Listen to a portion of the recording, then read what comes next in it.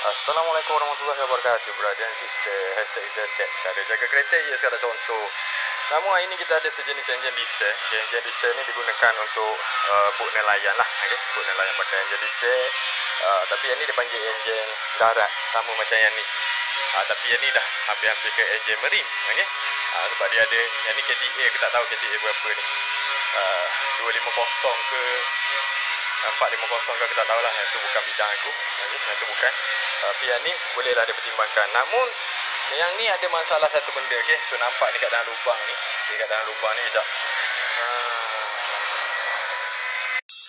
Okay, kat lubang ni adalah injektor. Okay? So ni nampak ni. Kita cabut injektor ni. Okay? So dia mengeluarkan sesuatu yang tidak menyeronokkan.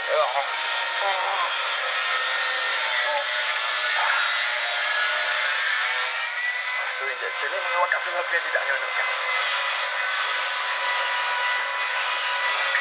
Nampak tu, dia mengeluarkan air. So kat sini telah berlaku kebocoran. Okay? Dia telah berlaku kebocoran kat situ.